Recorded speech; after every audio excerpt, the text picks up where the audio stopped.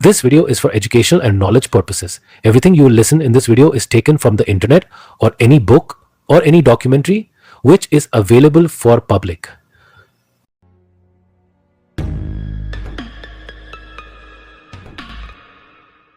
नमस्कार मेरे प्यारे भाइयों और बहनों, मैं संजय ठाकुर आपका इस नए एपिसोड में हार्दिक स्वागत करता हूं।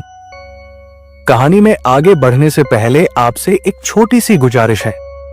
चैनल को सब्सक्राइब करें और बेल आइकॉन दबाएं ताकि आपको मेरे हर वीडियो का नोटिफिकेशन मिलता रहे।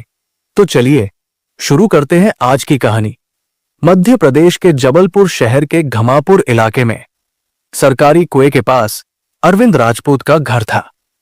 49 वर्षीय अरविंद जबलपुर नगर निगम के आधार ताल अंचल में रहते थे और डाक वितरण का काम करते थे। उनके परिवार में उनकी 30 वर्षीय पत्नी मनीषा, 6 साल की बेटी और 5 साल का बेटा था। करीब 10 साल पहले जब अरविंद के माता पिता जीवित थे, तब उनके घर की आर्थिक स्थिति बहुत अच्छी नहीं थी। घर की जिम्मेदारी उनके बड़े भाई के कंधों पर थी, जो अपनी कमाई से घर चलाते थे। लेकिन शादी के बाद बड़े भाई अपनी पत्नी के साथ अलग रहने लगे। अरविंद की शिक्षा हायर सेकेंडरी तक ही हुई थी। उम्र बढ़ने के बावजूद उन्हें कोई स्थायी नौकरी नहीं मिल रही थी और न ही उनकी शादी हो पा रही थी। हालात तब बदले जब 2012 में अरविंद को जबलपुर नगर निगम में दैनिक वेतन पर नौकरी मिल गई। इसी वर्ष जब अरविंद 40 साल के थे, उनकी शादी मनीषा ठाकुर बबली से हुई, जो उस समय 21 वर्ष की थी। मनीषा का बचपन कठिनाइयों में गुजरा था। उनकी मां का देहांत बचपन में ही हो गया था। उनके पिता ने अपनी सगी मौसी की बेटी से विवाह कर लिया, जिन्होंने मनीषा को अपनी बेटी की तरह पाला और उन्हें मैट्रिक तक पढ़ाया। मनीषा सुंदर और सुडौल शरीर की स्वामिनी थी। उनकी खूबसूरत आंखें उन्हें और भी आकर्षक बनाती थी। उनके परिवार में 2 भाई थे। छोटा भाई ग्वारी घाट में रेस्टोरेंट चलाता था, जबकि बड़े भाई ने दूसरी जाति की लड़की से प्रेम विवाह किया था। अरविंद परिवार से अलग रहता था। वो अपनी पत्नी मनीषा का बहुत ख्याल रखता था। मनीषा एक चंचल और खुले विचारों वाली लड़की थी। उसे सजना संवरना और घूमना फिरना बहुत पसंद था, मगर उसकी शादी एक सीधे सादे, अपने काम में व्यस्त और उससे दोगुनी उम्र के व्यक्ति अरविंद से हुई थी।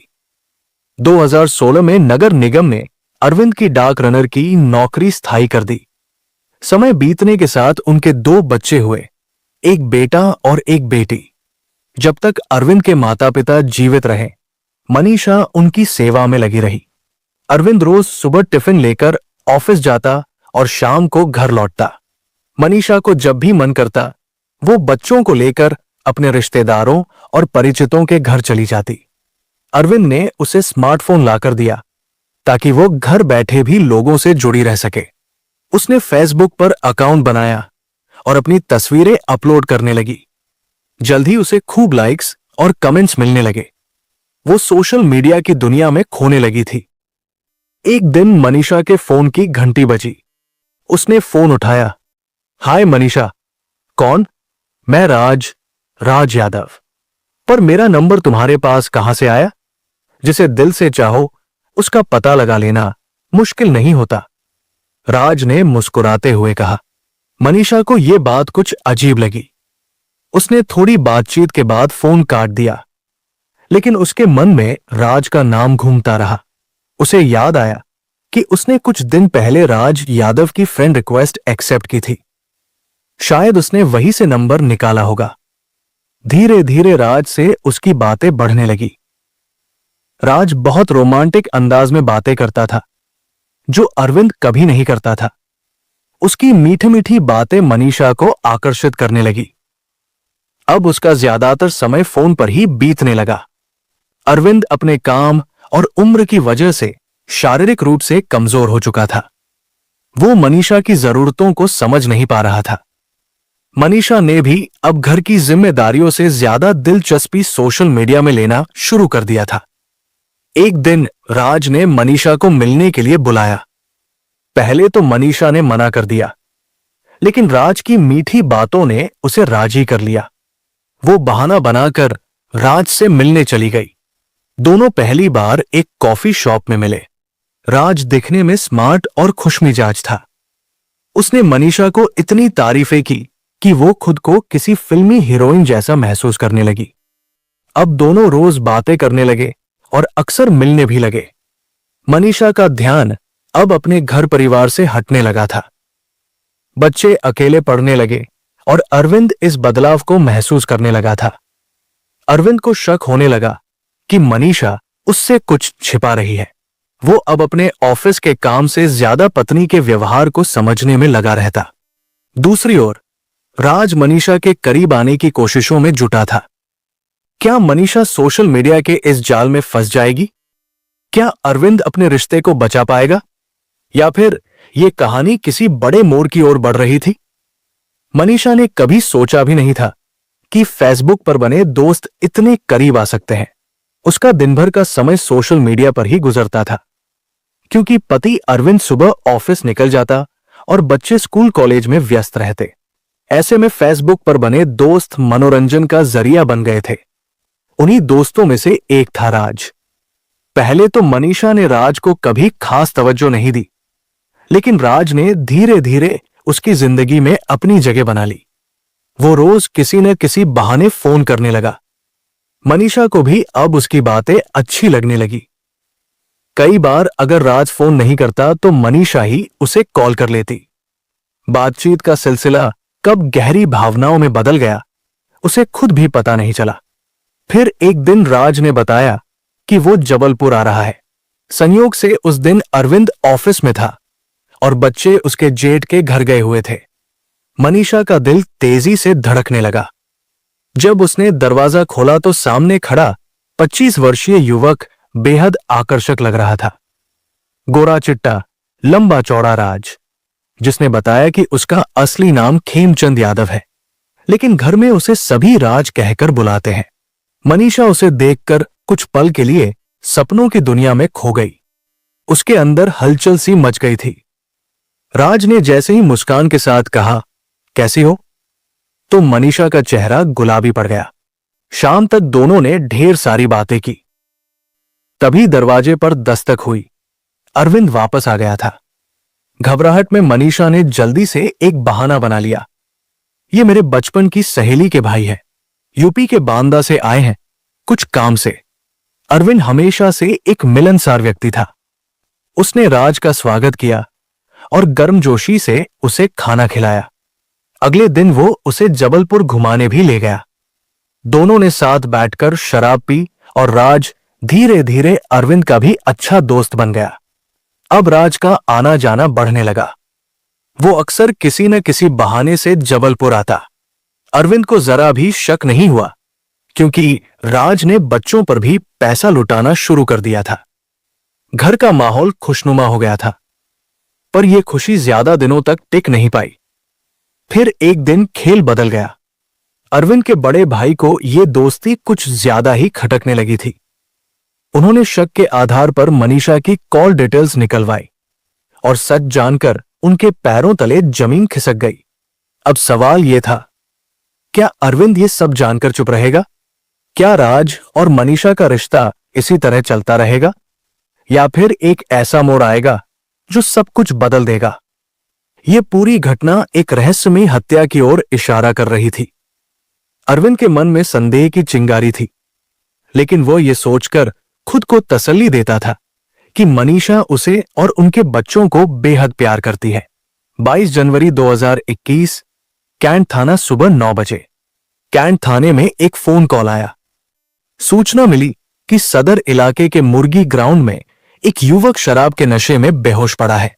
चूंकि ऐसी सूचनाएं अक्सर मिलती थी, इसलिए ड्यूटी पर तैनात एसआई कन्हैया चतुर्वेदी एक पुलिसकर्मी के साथ मौके पर पहुंचे।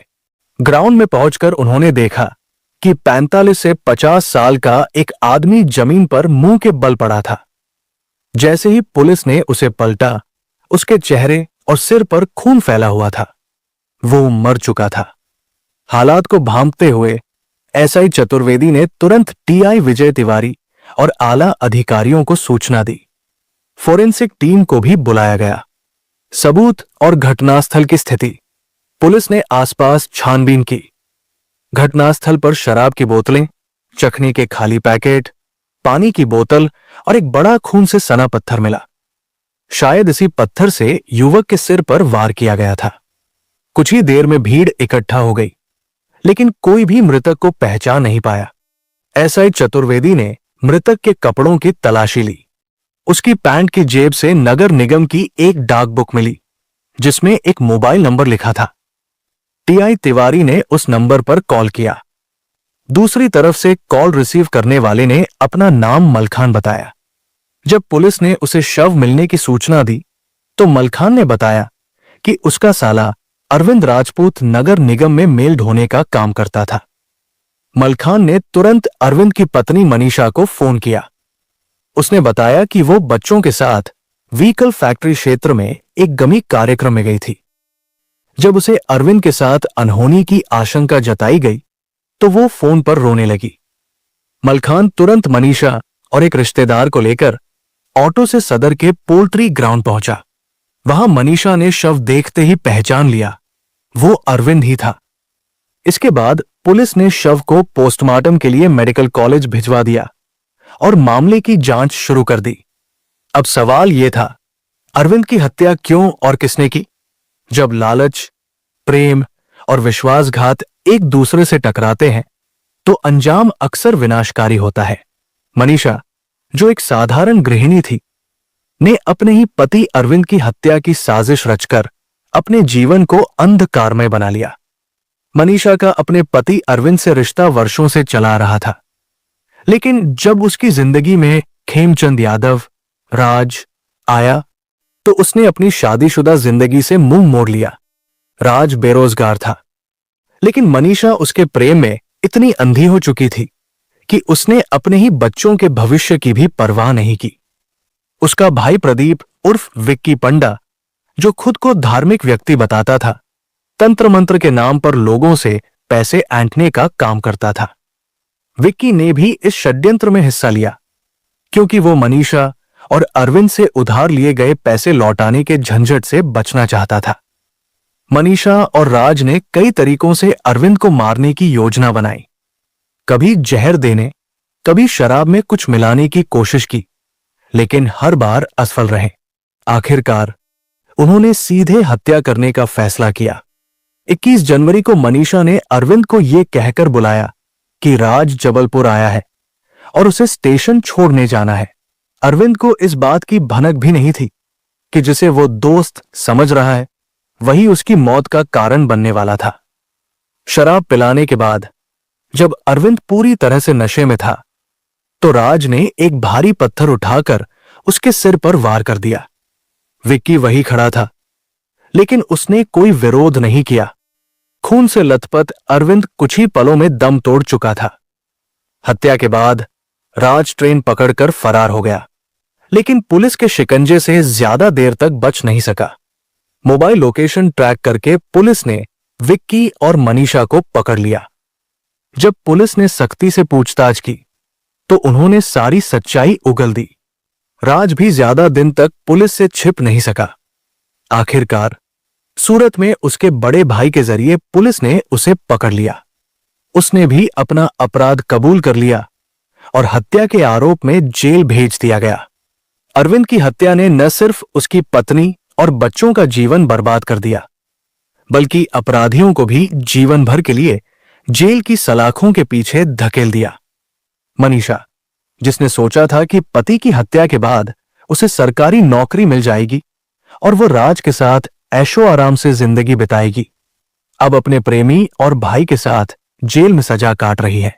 इस कहानी की सबसे बड़ी सीख यह है कि क्षणिक सुख और लालच के लिए उठाया गया गलत कदम जिंदगी को हमेशा के लिए अंधकारमय बना सकता है। एक झूठ को छिपाने के लिए 100 और झूठ बोलने पड़ते हैं, लेकिन सत्य कभी भी छिप नहीं सकता। मनीषा ने अपने स्वार्थ के लिए अपने परिवार को बर्बाद कर दिया, लेकिन अंततः उसे वही मिला जो उसने बोया था, पछतावा, अपमान और जेल की जिंदगी। आज के लिए सिर्फ इतना ही मुलाकात होगी। जल्द ही किसी और रहस्यमयी घटना के साथ। धन्यवाद।